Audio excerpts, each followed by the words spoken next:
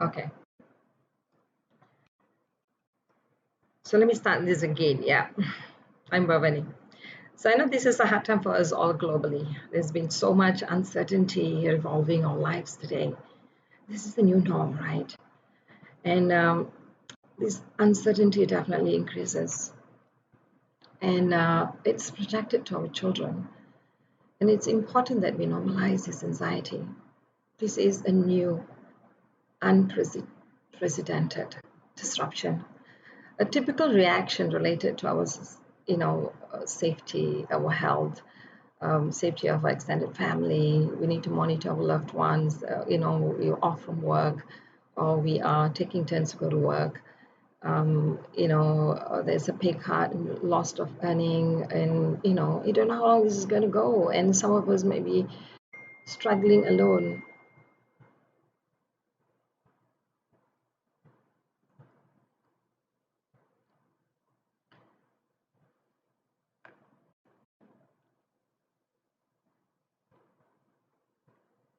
There was a slight disturbance. Some of us will be struggling alone. There are times, when we are fending off these emotional threats and we can't be thinking rationally. You know why? Because our prefrontal cortex is overridden by this survival mechanism, the amygdala. And we are built in with this mechanism. So whenever we are overwhelmed, we're stressed, and that's what happens. We react with this emotion. So every one of us are in the same boat. We need to normalize this anxiety. My heart is out there for you. It's so hard, especially with young children, very young children, and you may be someone who was sending your kids to the nannies and coming back and picking them up, and they had a schedule. And now there's going to be a different schedule. They're home with you, and you may need to balance work, juggle that work in between having these young kids at home, and it's hard. So this new norm, you need to adjust, you need to adapt, and need to cope. And it's perfectly understandable. This is such a hard time for all of us. But the thing about it is that as parents, we tend to have this extra responsibility. The moment you give birth and form a family, automatically you become a parent. It's your job, right?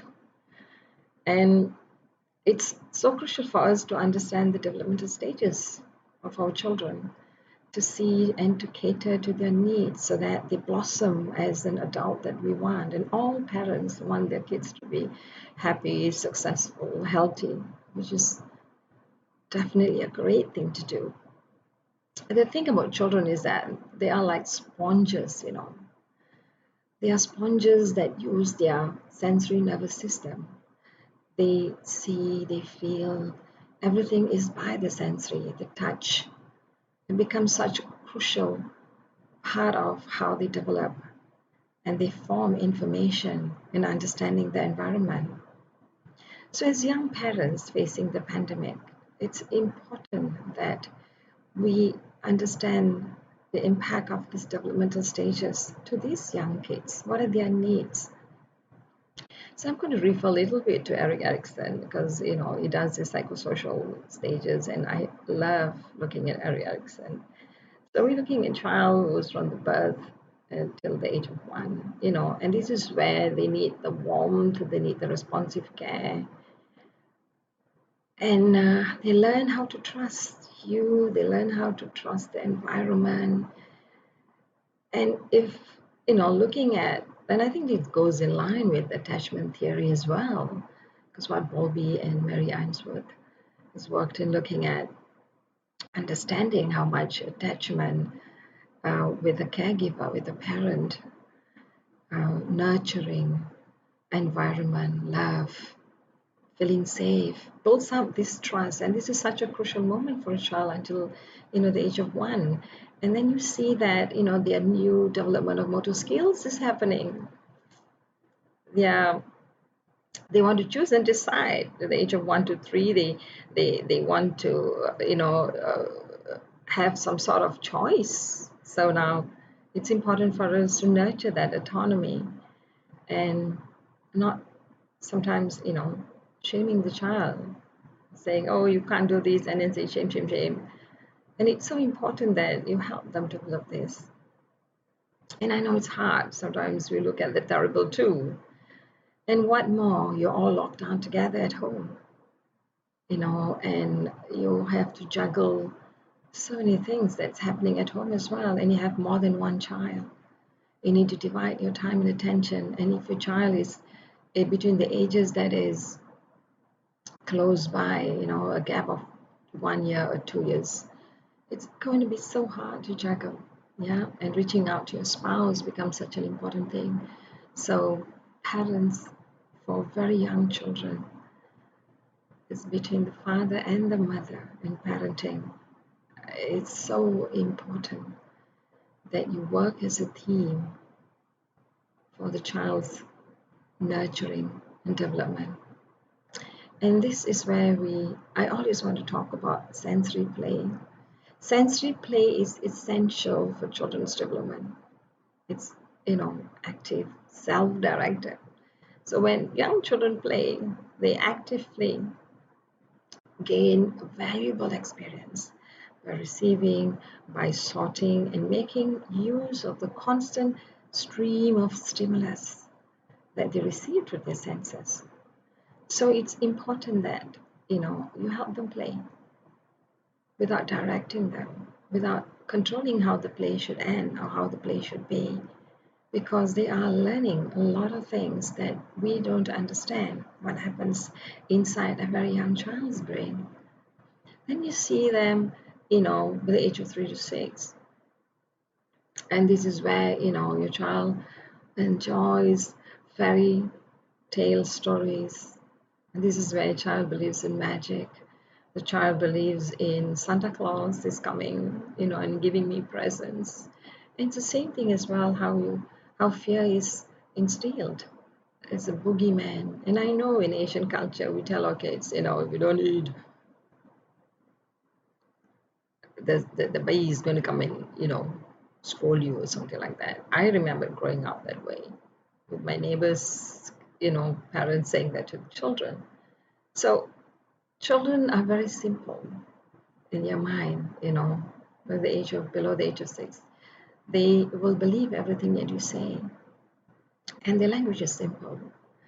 Because this is the time also they develop language, competency in language.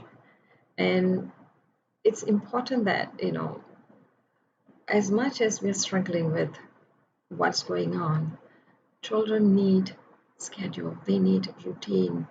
And this is where we need to establish a structure, because all research will point out to why children need structure. It kind of grounds them, it gives them the normalcy. And it's also about us, in this uncertainty, to have a sense of structure, schedule, routine, helps some sort of control on things that it's beyond our control. So we're at home and we can have this and establish this, redefine that again, since this is an unprecedented time. So be a little bit more flexible, have fun, really, be a child again. And it's like this is an opportunity for us to go back in time and be like children when you play with the kids and have fun. Sometimes when we become parents, we have so much responsibility. We become so serious in our adult life. I think we also need to unwind, because children, as I said, learn from their sensory motors. They absorb. They're like the sponges. Children feel the body sensation, what's happening to their parents. Parents are anxious, parents are agitated, parents are so worried. But then they are not able to connect the link between what they feel in their body. You see, you got to remember that children, very young children, their emotional part of the central nervous system is already developed. This is part of the survival mechanism we humans have.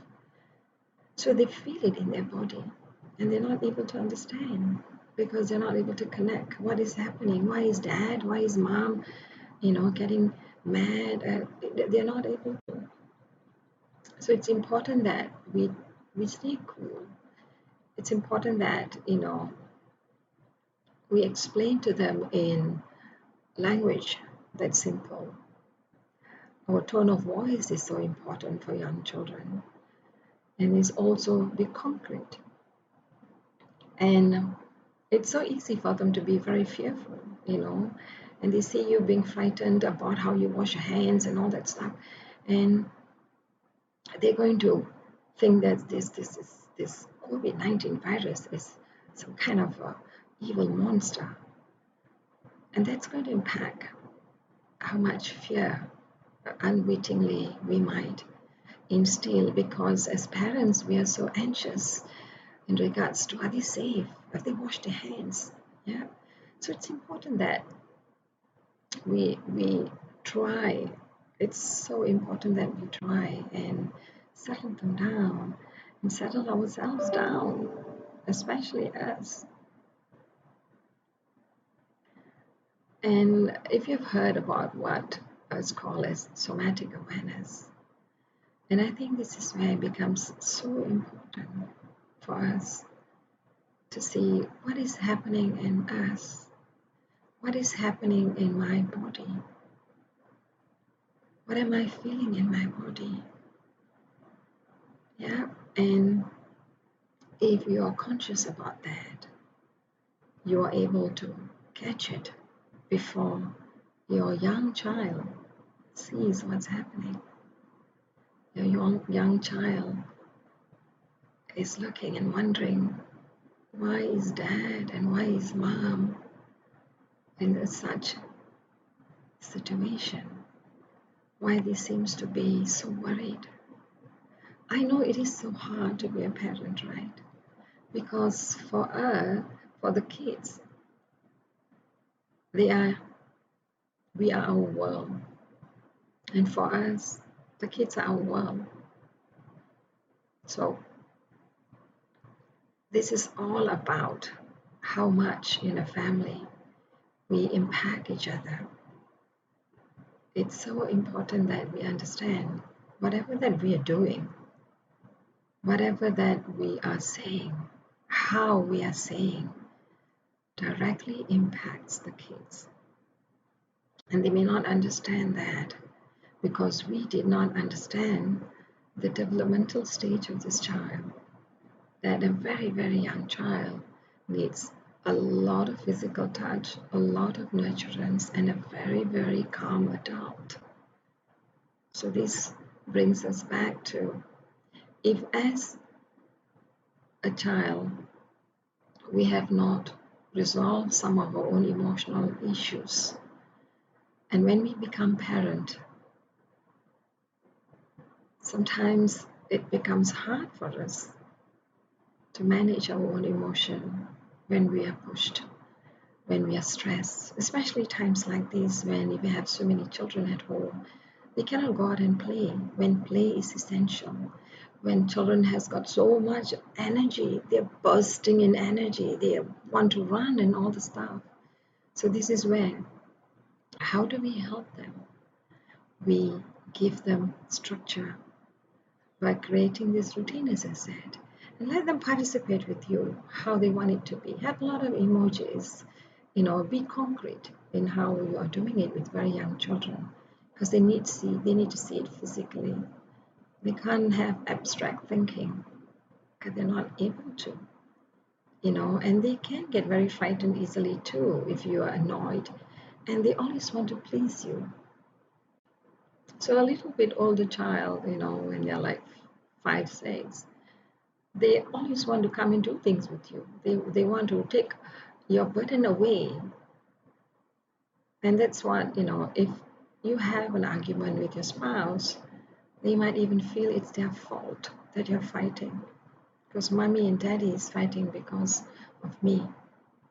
So not just having a structure and a routine to ground them, to say that these things stay as how it should be, If mommy is supposed to take time off to work, then this is mommy's time to take off to work and this is your playtime. Creating that clear sort of alignment in making them understand, but making sure they are able to see you, you're able to see them, because safety is something with a young child we parents always struggle with, especially if they are, the age of 2. They just want to explore everything because that's their world. They need to explore.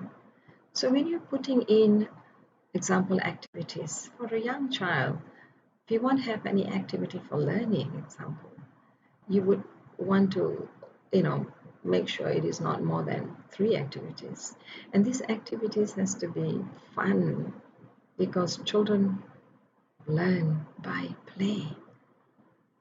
They need to explore through their sensory motors. They need to explore through the sensory nervous system gets activated, and that's exactly how the information is going through their brains. So I'll give you a little bit of tips in regards to, how could we at this point maybe have kind of a bonding time. So let me talk a little bit in regards to creating a positive family bonding. So as the family therapist, I see young children and sometimes teenagers when they're so distant from their family, and issues or pathology that arises with teenagers normally concerns that starts in their as they're growing up in a very young child. So bonding is actually, a critical factor for success of a family. And I'll just give you one, simple, short example in regards to why you need to, touch. It's a well-researched field in regards to, how the hormone oxytocin is produced in the brain. And, it happens in when your mother is nursing the child, when the child is born, you want to touch the child. That's the first senses stimuli that goes to the baby. And Paul Zak recommends that you have 8 hugs a day to release oxytocin, and it definitely increases the paternal bond as well. And part of this, creating bonding, the good feeling, because oxytocin does give you the good feeling. Children need hugs a lot. Children need touch. Children need them to say that they are safe, to make them happy. Have dinner, meals, lunch, dinner, or even tea time together as a family. Sit together, talk. Be present when you're talking to your kids. Yeah. And you're totally engaged with them. There is nothing else that should be in your mind. So as much as a million things in your head right now with issues, if you're able to be present with the child at that point of time, it somehow does calm the situation. Somehow it becomes easier to manage tantrums. Somehow the connection makes it easier for the child to settle down. So being present, have it some sort of practice. Yeah. So you don't need money to use to hug your kids, you know what I mean? It can be an everyday thing. You hug the child, you rather than giving a pat, you can hug the child. If the child is a bit older, then probably you want to do, you want to pat and say good job and all this stuff. But a very young child needs you to caress, hug. It's a complete feeling of comfort. And sitting together at bedtime is such an important sacred routine the parents can do. Sit together, read them a story, yeah, and give them a kiss and saying, have good rest, good sleep, and I love you. you know. So prioritizing your time becomes such an important thing. And a lot of times we want to also ask them, what do you want to do? So let's do what you want to do.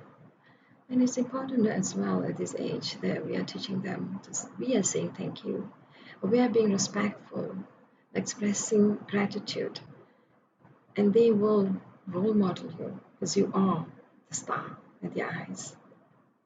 So looking back, parenting is actually not rocket science. I know today we spend tons of money investing. We want to make sure our kids are successful and happy. Successful and happiness is an ultimatum that all parents want for their kids. And this is where, when at this age, a tender age, you can set the track right by understanding this developmental stage, by having play as a very important part of learning, by having fun with them, by putting down your guards. And this reminds me of a book that I read. This is a fantastic book by Alison Gopnik. She's a researcher, has done tremendous work in child learning and development. She asked the question, do you want to be a gardener or you want to be a carpenter? A carpenter is like you've fixed what you want your kid to be. You mold them. You want a chair, you get a chair. And if we want to be like the gardener, we want to make sure we nurture this seedling to grow and safeguard this from weeds, but then watch this seedling grow and blossom and flourish and fruit in the end. So letting them be their own individual by being there and giving them this secure setting. So during this COVID-19, it might seem like it's so difficult to achieve, but I'm calling you back to look at yourself, how you are able to manage your own emotion. And this is just not me saying, this is said by Matthew Sanders that talks about parenting, Triple P parenting, Safali Zabari, who talks about conscious parenting. It's so important that we manage our own affect, regulate our own emotion. We are this calm parent that we can be assertive and stern when need to be, and we can be flexible, but then we are this calm parent and able to give this nurturance regardless whether there's a storm out there. So to care for your child is to care for yourself first. And we have crazy challenges when the kids are very young. So to care for yourself is just like that, taking the oxygen mask first for you in a flight when it's distress, before you can care for your child and put the mask on. So we need to be mindful. A very young child needs that structure, needs the parents to work together as a team and that safe space and have a lot of fun and allow that flexibility for that growth. And I think I've got another couple of minutes, and I hope that I somehow has helped. And I really, really understand how hard this is for young ones, as well as the parents who are stuck together at home. Stay safe. Take care. Thank you.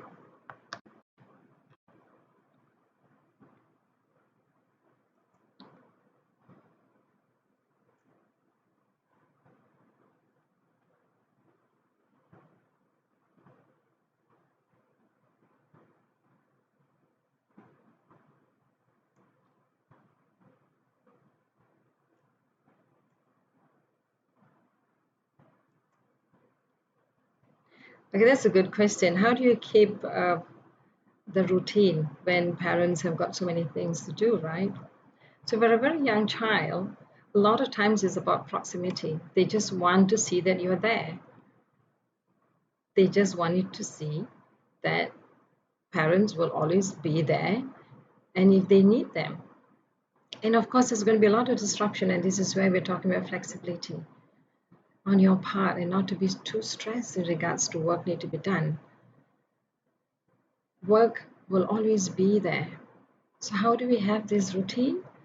We need to set it out together with the child. We sit down, concretize it with the child, visually do it. Let the child participate. And if mommy needs to work 5 hours a day, mommy will need to set this particular time and that time. You know, when you talk about routine, very young child has got a clear routine. The time to go to bed must not change. The time they get up is biological for them, you know. So depending on a very young child, the time they're born until the age of 1, and then from 1 to 3, 3 to 6, there are changes in regards to how you can schedule the routine for them. And a lot of time as a young child, they just want to know that mommy is happy, daddy is happy, and they will be fine. So allow the flexibility. It gets disrupted, yes. So this is where I go back to talk about us learning how to calm. Get some parent support group. We have virtual parent support group today if we get too overwhelmed, you know. Um, and sometimes you can have other parents maybe virtually chatting and doing some fun things uh, with your kids online. And of course, screen time need to be monitored for a very young child. It intercepts with the brain waves, and it's not so healthy for them to be too long. I would reckon not at all for a very, very young child. A TV is fine, but not a computer screen because it's too close. Yeah. But you can have this maybe plugged in, if you have the technology plugged into the TV, and you can have interactive games done for 30 minutes. I hope I've answered that question, because this is going back to basics of how we grew up as a child and what we wanted from our parents, regardless whether there is a war out there. The basic needs of a child is the same across the globe.